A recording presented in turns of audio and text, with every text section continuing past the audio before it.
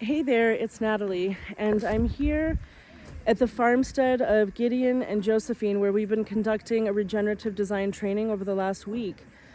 We got here, and like so many of the communities in this area and all over Africa and all over the world, you know, the loss of biodiversity, trees has all contributed to hydrological destabilization, major water events, flooding, and topsoil being removed, which of course impacts the fertility of soils, the yields, and the nutrition of the food that people are growing. So what we've done is to establish the system that I'll walk through really quickly. We're actually in a big rush and have to go, and it's about to rain. But here we are at the top of the system. So we have a road here, and then this is the farmstead, and that is the house of Gideon and Josephine. So this is the top of the system.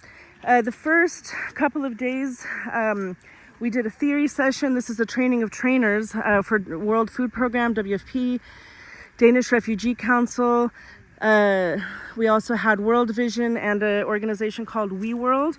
So we did an inventory, of all the local resources, indigenous foods, indigenous fruits, traditional medicinal plants, and went through those and realized the wealth of resources that exist in this community, from biomass to all of the indigenous traditional crops, seeds, insects, shells, snails, so many things that they use. We then established A-frames. We made A-frames using locally available materials like bamboo and local timbers.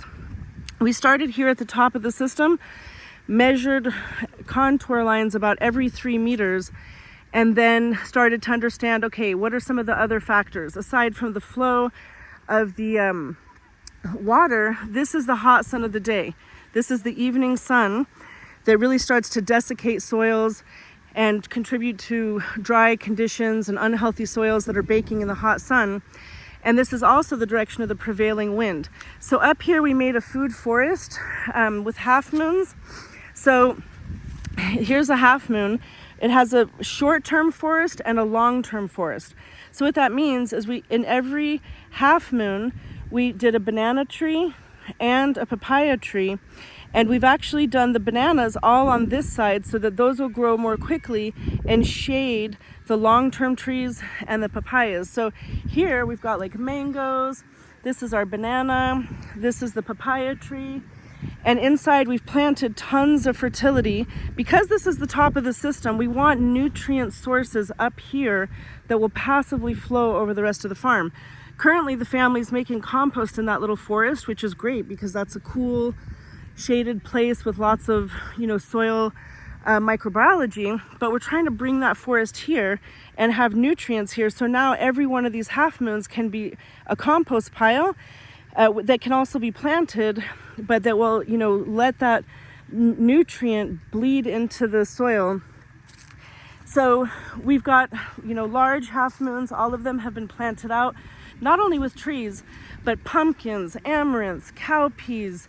At the base of them we did cassava and pigeon peas. So this will add more verticality, and that will receive the water that is being sucked through these half moons.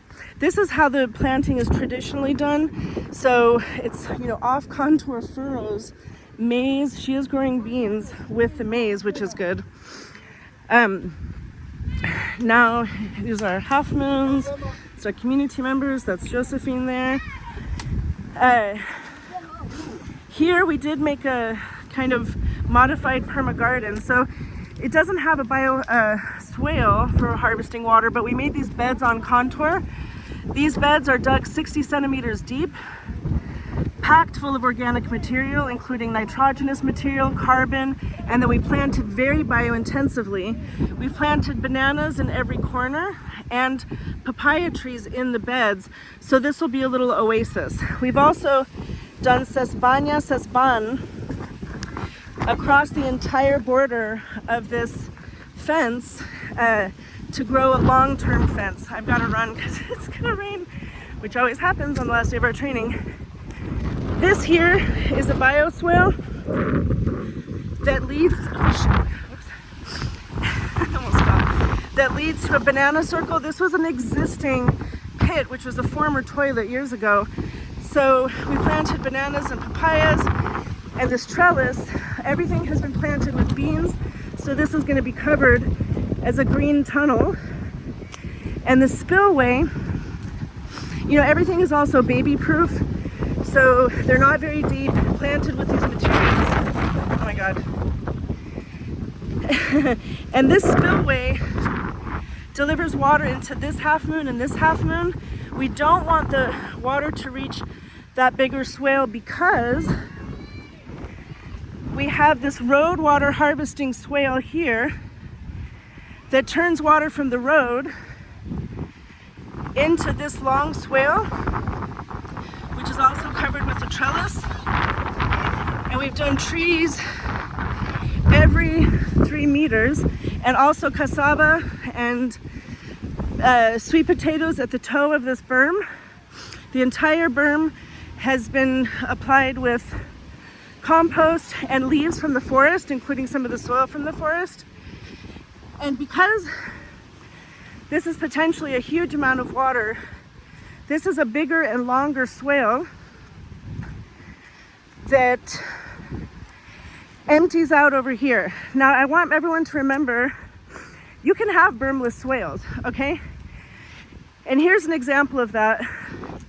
We've got about 10 or more meters of no berm on this swale. So even if we have a huge amount of water coming from the road, this will fill, and it will all fill and spill evenly in a sheet flow. This is called a level sill spillway that will evenly hydrate this entire area where Josephine also plants maize. So it's gonna just irrigate passively her entire system.